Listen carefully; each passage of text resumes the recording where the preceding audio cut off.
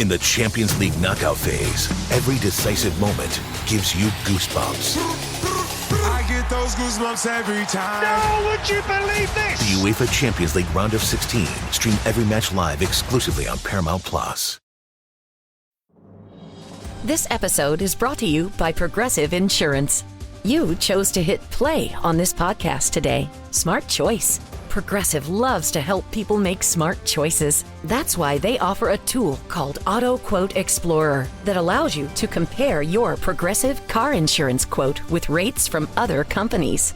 So you save time on the research and can enjoy savings when you choose the best rate for you. Give it a try after this episode at Progressive.com. Progressive Casualty Insurance Company and Affiliates. Not available in all states or situations. Prices vary based on how you buy. Every team, every topic, everywhere. This is Bleav. BetOnline is the world's most trusted betting platform and your number one source for online betting in 2025. Whether you're a seasoned fan or a first-time bettor, BetOnline is your ultimate game day companion with the largest selection of odds on everything from NBA and college basketball to the NHL and UFC. BetOnline continues to be your number one sports betting source. From every three-pointer to hat trick, BetOnline has you covered with odds, stats, and more for every game, every play, and every win. BetOnline, the game starts here. This is the Bleav in the Warhawks podcast, part of the Bleav Network, with hosts Dusty Thibodeau. I seem to be the only guy they can find to talk to. And Chase Region. Just offensive line, man. Still not getting credit for shit, and it's cool. Chase, Pensacola went about as well as expected. One and done. On That's the unfair, men's side. That is unfair. Hold on. And I'm sorry to already interrupt you, but it was a good game. Went into overtime. It's unfair to pop it off like that. Give credit where credit's due. But at the end of the day, the expectation was it was a one and done game. I love that they took him to overtime. I love that Richard threw the kitchen sink at him to try to advance, especially getting his last game ever to beat the Raging Cajuns. I love the way it is. I hate the way it ended, but it was still a one and done season. Is what it is. True. Very true. Oh, well. Did not expect to see Build-A-Back bounced in her first game as well in the second round. Tough. But you live, you learn, you live to play another day. Absolutely. Young coach, she got things going the right way. Now, our focus shifts to getting to Montgomery, Alabama. And Riverwalk Stadium, home of the Montgomery Biscuits. Yes, their mascot is a big biscuit with a big smiling, happy face, a tongue of butter. It's everything you would want. It's better than a Tudor's biscuit there, Chase. Yeah, Tudor sucks. Just for the repeat. Yeah, Tudor sucks. And I love good biscuit. You can tell that if you've ever seen me in person. He is a big biscuit. So one of the guys, he's one of the hot bats for the Warhawks this season, stops by to talk to us before they get started in Sunbelt Conference action, traveling to James Madison this upcoming weekend. Bryce Blaser joins us all the way from Cali by way of North Carolina, and now he is on the bayou. Bryce, welcome into the show. Come on. Thank you for having me. What a name, Thibs. I mean, we got some cool names at ULM. Bryce Blaser is up there, dude. General Booty's hard to beat, Bryce, if I'm being honest, but the last name Blaser playing baseball, that's pretty cool, dude. No, baseball has their own version. What's his the freshman second baseman, Major something? Brignan. Yeah. Yeah, good kid. Yeah, we needed to have a collab with him and General Booty. Selena, why? He's from some town in Texas that everyone pronounces Selena. It's Salina, Jesus. Salina, yeah. So I call him Selena. Oh, no, dude. Yeah. The freshman hazing is alive and well. Great school. So, Bryce, it's been a pretty good season already in the non-conference slates. What's a big thing that you've really learned about this team? Your second time through the conference, having played last year, but then what have you learned about this year's team through non-conference slate? Yeah, I mean, I think this year we've shown a lot of fight. Going back to Missouri State weekend we just had Friday, came back put up 7 runs in the 9th. Like, that's pretty big time for us. Kind of shows that we're not really going to give up no matter what the score is going into those late innings. Coach Fed always says you got to win the 6th, 7th, 8th. And we basically did that and came out on top, which was big for us. Pair of rough games, but is what it is. It did help break up the travel there at Arkansas. I mean, they're a perennial SEC powerhouse, top 5 in the nation. Did you have some good takeaways out of that? Were there maybe some small victories out of that? Yeah, I mean, it was actually cool. I played against a couple of those kids in high school back home in California, so it was pretty cool to see them and play against them on a big stage like that. And it was a cool experience to go to a ballpark like that and just get to be there. I made some friends out in left field chirping me for 2 games straight, but at the end of the day, it was a lot of fun, and getting to go through that was fun. Best part of baseball is chirping somebody in the left field. It's so great. I want to know, dude, and I'm sure Thibs has got some real baseball questions for you. Okay, let me just put that blatantly. And I want to know, like, you come from California, and I'm sure you hate it being called Cali. You come from California, and you go to UNC, right? Yes, you come sir. over to Monroe. Tell me about, like, what was it? What's been the biggest difference for you here in Monroe? But tell me about your time at UNC. I want to know, like, kind of your history in that sense of kind of getting to ULM. Yeah, so out of high school, growing up, I was a big Tar Heel fan. My mom went to school there. So I actually lived in Lake Norman, North Carolina for about 7 years when I was younger. Well, so that makes sense. That makes a little more sense. Yeah, it's pretty far from California. So I knew the area and stuff, and my mom went there. My cousins actually went to school there while I was there for that 1 year. So I had the connections there, and then ended up getting the opportunity to go there and play. Had a great time. Got to play with a bunch of top dudes like Vance Honeycutt, Casey Cook, Matt Corval, all those guys got drafted, and learned a lot from them. And ultimately knew that if I stayed another year, I'd got minimum ABs again with those dudes in front of me. And I just decided, like, listen, I can go play at this level every day for somewhere and go to a good conference like Sun Belt. And so I hit the portal. Didn't expect to honestly be back east. I thought I was going to end up back closer to home second time around. But Coach Mack called me almost every day in the summer that I was in the portal, and it just kind of clicked. That relationship just kind of clicked right away, and I love him to this day, and it just worked out, and I love it here. Love that, dude. Love that, dude. Yeah. We got a lot, we talk a lot about food on this podcast, and I'm going to continue to do so because, as I told you earlier, my wife originally from Southern California, and the food there, really good. What's your take so far on the food in Monroe? So big shout out to Big Mama's. I don't know if you guys come on, my man's a local. Come on. Yeah, you can't beat it there. Every day the menu changes, and come on. I actually went last Thursday before the weekend series, and they love us there. It's good to go in there and chat with them and just sit down and enjoy a meal, and it's just a good time in there. I have not even thought of that place in a while, dude, but yeah, that's some good soul food, man. Yep. Oh man, good spot. Yeah, I mean the food's good. It's different, obviously. California, every corner there's some Mexican place that's serving or tacos, and you can't beat it really. But out here, it's all like soul food and some Cajun stuff. I'm not a big crawfish guy, I'm gonna admit. Come on, Bryce. It's so much work for a little bit of meat. Like, I just don't get behind it. The potatoes are good and stuff, but yeah, it's just knock back a couple brews, brother, and just enjoy. Spend 3 hours eating 400 calories worth of food. There's nothing better than that. Yeah, I'm in it for the calories, so I'm gonna go fill up. But I love an offensive lineman talking about low calorie meals. Yeah, got to bring up food in this pod. It's an important part of Monroe. I'm glad you got a local spot like that. So Bryce, this is also kind of a make or break season. What's been the discussion in that locker room in the clubhouse about how are we going to get to Montgomery, and is that a Montgomery or bust type of season? Even if you go one and done in Montgomery, getting there is that enough? Yeah, honestly, I personally, like, the culture that was instilled in me at Carolina was beyond the conference tournament. It was Omaha or bust. And so honestly, I've taken that here. Last year I said the same thing.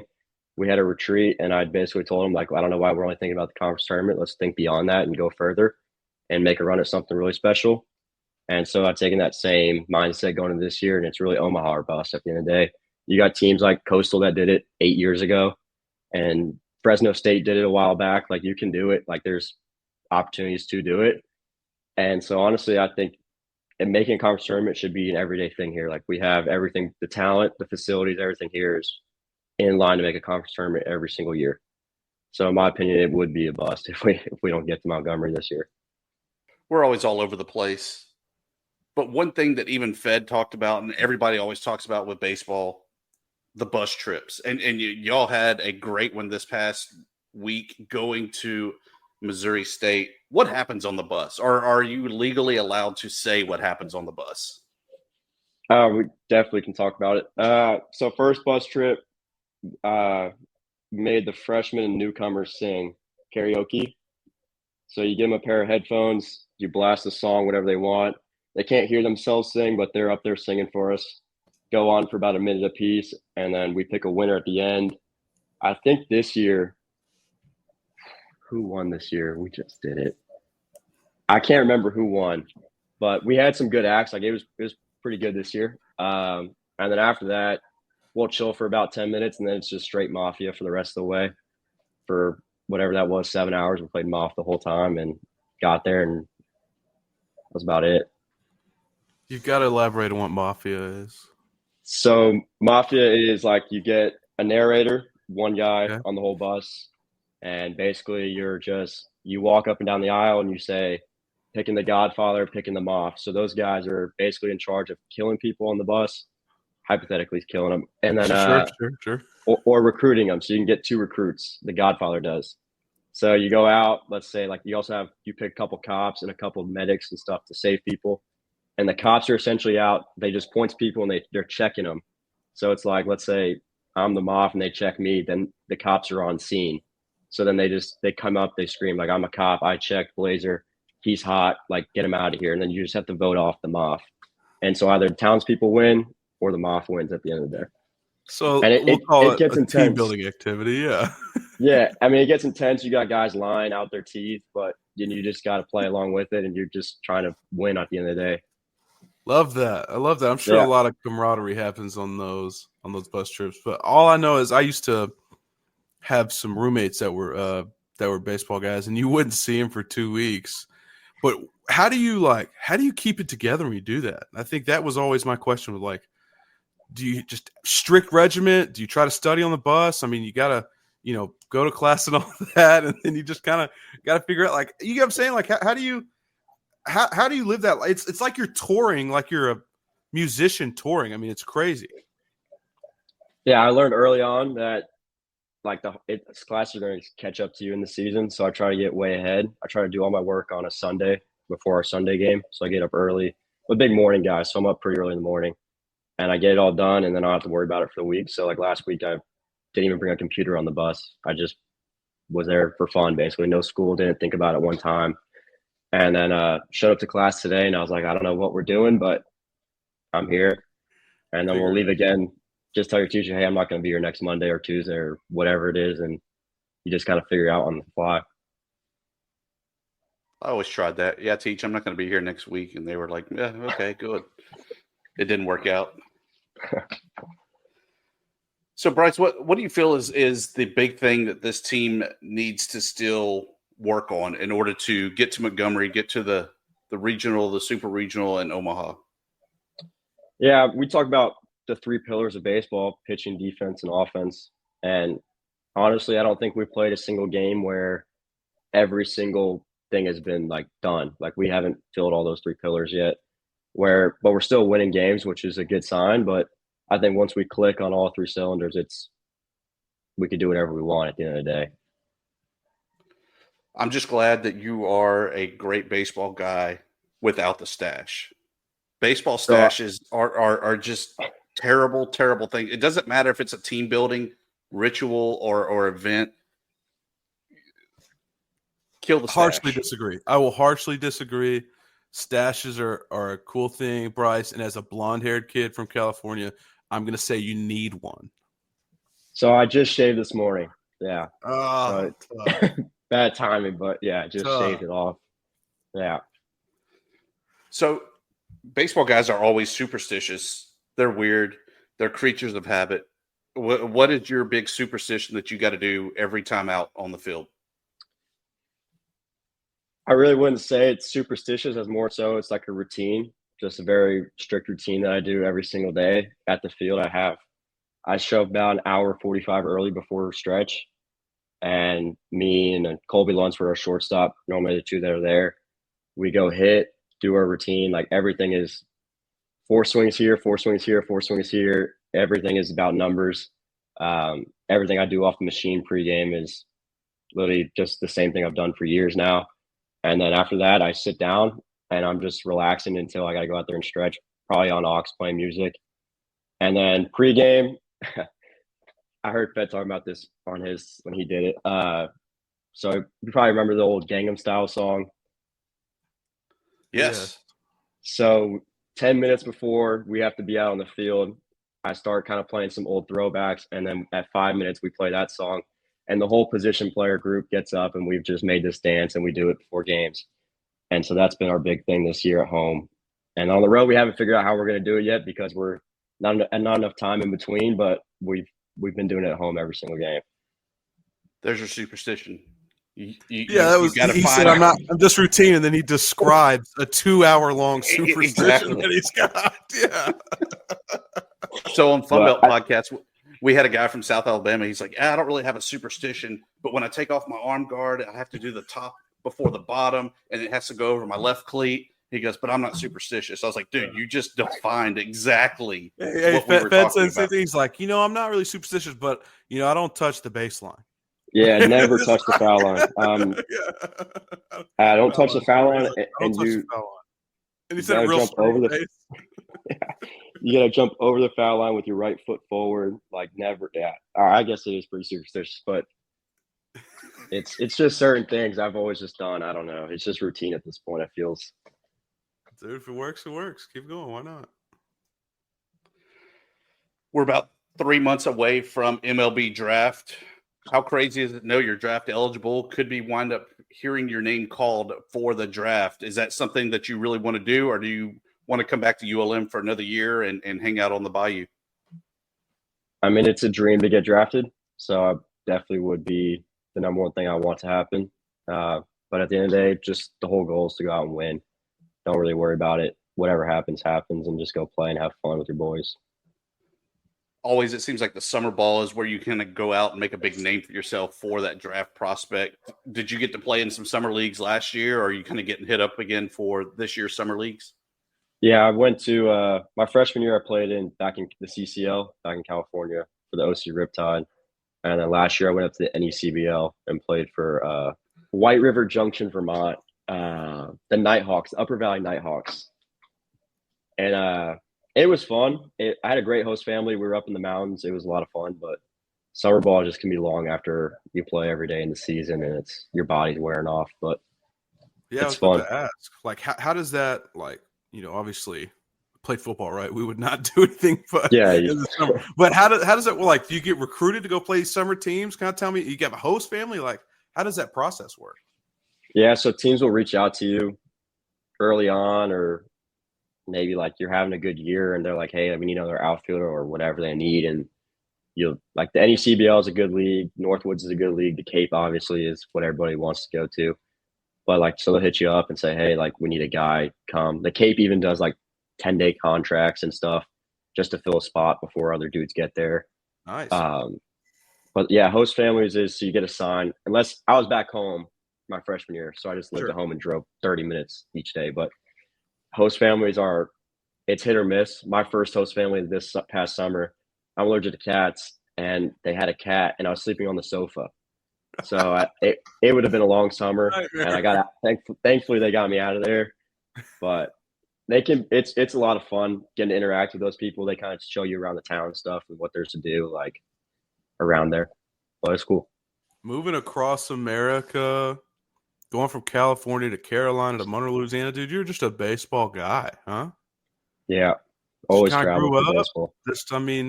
That world, even as a kid, that travel baseball just seems brutal, dude. Yeah. It's fun though. You can't beat it. Hey, I will take your word for it, Bryce. I Bleav you. I Bleav you that baseball is a fun sport that everybody should love and watch and buy tickets to go see the Warhawks. Bryce, you talked earlier about kind of making your friends while you're hanging out in left field. What do you do to kind of tune them out, but knowing that they're probably coming up with some great one-liners that are going to make you just really get to you? Yeah. I mean, honestly, I think more about it's just having fun with it and laughing. Like, you can't be out there all serious 24/7. You got to have fun playing this game. You're supposed to fail. You're going to get out, and at some point, you just got to laugh with them. I mean, they told me right when I got out there that I was the worst baseball player in Carolina baseball history. So, I mean, I couldn't help but laugh and just look at them and smile. Like, at the end of the day, who cares?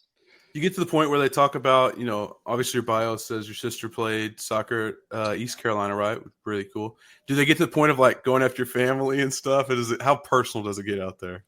That's definitely crossing the line. If you talk about my family, it's definitely a different vibe. But they didn't cross that line one time, which was nice. But you come after me, it's fine. I'll wear it, whatever happens. But it was cool. I ended up signing a ball for him and throwing it up to him and made it all nice. But it was cool. That is cool, dude. Love that. Do you just sign it Blaser? No first name? Please. Big Bleav, Big B. Come on. I'm just a B scribble. Pretty simple. We got to work on the signature. I mean, if I was Blaser, it'd be B-Laser. There's a guy in the athletic department, y'all's assistant athletic director for marketing communications, and his name's Martin, and he should really do a better job of helping y'all with y'all's signatures, because Blaser, as just by itself goes, that's an auction item, brother. We got to sell those things. I would think about that. That could be good. On that note, where are you at with the NIL? Are you on the open doors and all that, slinging the autographs and pictures and pitching things? Honestly, I'm not big into it. I've gotten some cool stuff.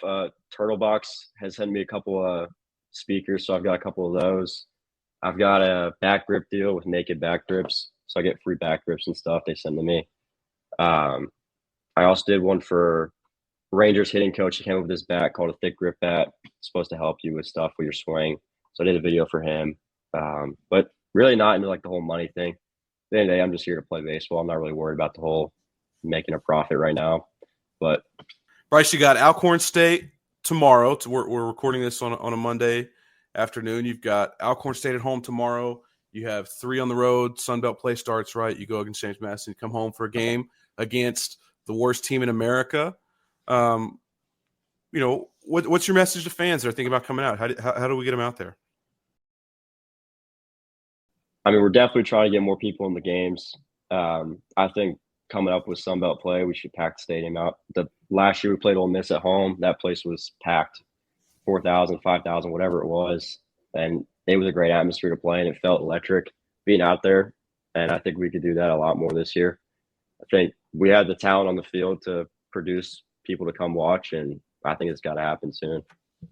Bryce, surely you get to hang out around with the other student athletes, football, basketball, and so forth. What's the attitude around the athletic community, knowing also that there's a big student vote coming up that really is needed to try to help fund some of these athletic initiatives? Yeah, I think the attitude right now is this is a place to win. With football, they had a pretty good year coming off of my first year here, 2 wins or something like that. And going to those games, it was a lot more fun. There was a lot more people in the stands. They were producing on the field, which brought more people. And seeing all that, I think more teams were looking like, oh, we can actually win. We can go do something special here. And at the end of the day, it's going to take a lot of money to do. But with this vote, I think most, if not every, I don't know why any athlete wouldn't say yes to this, because it's only going to help them. So getting every athlete to say yes, we had a meeting about it, and Sean Hartwell was talking to us about it. And I think personally, every school should have this to help their sports. People want to see a good team play, good teams take money. And you look at the MLB, the Athletics aren't a very good team. They have no money. Like the Dodgers are a great team. They have a ton of money and they produce. So just taking it from that aspect, like teams with money play well and they're fun to watch. So that can help the entire sports program, not just one team. And great leadership there at the top. I mean, starting, as you mentioned, with John Hartwell, what's the interaction that y'all really have with him? And then what's your relationship like with Coach Fed? Yeah. Miss Hartwell came to our game, I want to say a week ago before we left for Missouri State that midweek. It was actually his birthday. He threw out the first pitch. So I haven't had much interaction besides that with him. And then that whole student athlete meeting. But other than that, he seems like a great guy. He's really he's bought into fixing, like making us one of the best in the Sun Belt and getting us where we need to be, which I think we should be there. Coach Fed, he's great. He's my guy. A lot of short jokes between the two of us at each other, but we're the same height, so it's fine. But yeah, it's a lot of I'm kind of always on his ass about something, just giving him shit, and essentially he does the same back to me, and that's kind of just our relationship. And people think it's crazy, but it's fun to me. Love that. And I just want to say, you talk about Hartwell's first pitch, and if you see it, terrible. I was going to say, I applaud him for the effort. What a terrifying thing to go do in front of people is throw a pitch at home base. But terrible, terrible pitch. And, you go from – and I guess he just, I guess he keeps a lot of short coaches around him between Fed, Vincent, Bill DeBrack. I mean, he's got he's got nobody over 5'9". They've got you listed at 5'9", Bryce. Is that true? You can tell us the truth. Is that true? With cleats.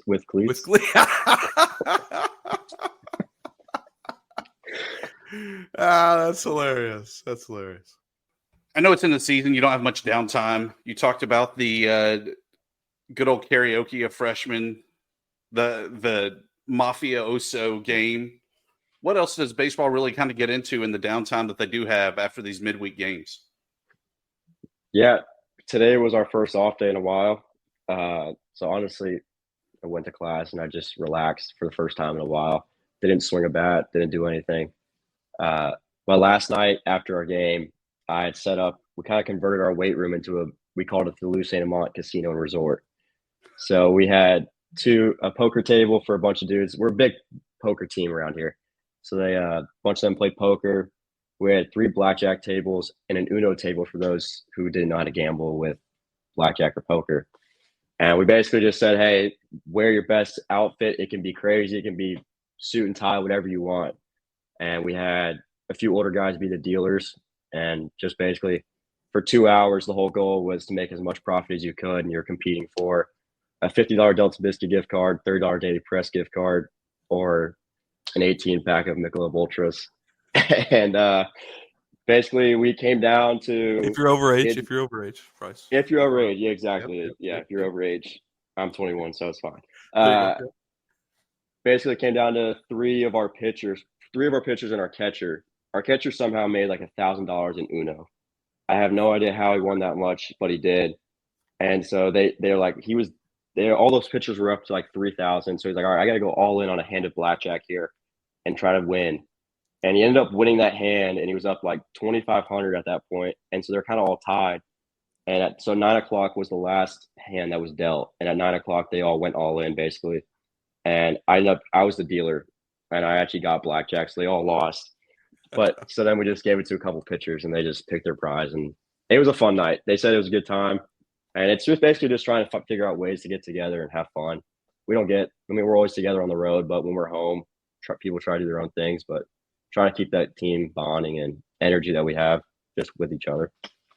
Yeah, I feel like being on a baseball team would be such a special experience, and I hope you really enjoy those, relationships for life. I know that the baseball players I knew, they were all in each other's weddings. It was such a cool thing to kind of see, how their relationships has developed, their friendships have developed over time. And yeah, I don't know if I can encourage, especially with Martin back on here, I don't know if I can encourage, illegal gambling, which is what you just described, but we can. It was all fake money, all fake money. There was actually there you go. money Cover yourself there. Yeah. So I will say that it was all monopoly money, no real money there. But yeah, just to clarify that. Don't worry, Chase. They were in the office using the photocopier to copy dollars, so they weren't real. Right. To copy the dollar. Yeah. Well done, dude. I'm sure that's a blast. Well, Bryce, we always end with good old story time. Give us a good story from the road, baseball, anything kind of in between. Even a good hotel story, because I know the hotels are always crazy. The hotels get weird. Yeah, but that's not a good one to tell on air. Not a good one to tell the public, huh? That's the one we probably want, but yeah. Right, yeah, right. No, you'd have to cut that. I mean, last year we were at South Al. Oh, man, Coach Fed finds out about this, but we're at South Al, and I came up with this game. I don't know why I'm always the one that comes up with these stupid games. And I was like, all right, like as a kid in travel ball, you're like, oh, let's play hide and go seek or manhunt or something. And so I was like, all right, like let's get a room together. We had like 12 dudes. We're like, all right, put $2 in the hat, and we're gonna spin a wheel like on your phone, random wheel generator. And basically, if it lands on your name, you have 12 minutes to go hide anywhere in this hotel. And essentially, then we had 2 minutes to find you. The first person to find you won the entire pot of money. But if you didn't get found, like if you were hiding somewhere, you ended up winning like the pot. So essentially, you were trying to hide for 2 minutes, or we were trying to find you as quick as we could. And I got selected to hide, and I ended up hiding in a women's bathroom in the hotel. And this poor lady comes in to use the bathroom, and I was mortified for like the rest of the day. I was like, I got to get out of here, and I just gave up, and I just let them find me. But it was bad. But like that game. They actually brought it up before Missouri State. They're like, are we going to play hide and seek this year? I was like, I don't think we're going to play hide and seek this year. Like, that's not going to happen this year. We're going to stick to Mafia. We're just going to play Mafia on the bus, and that's about it. But for those, we played probably 5 times in those 2 days we were there at South Al, and it actually was a lot of fun, but we were running through the halls. We were probably making so much noise. It was probably bad, but it was fun.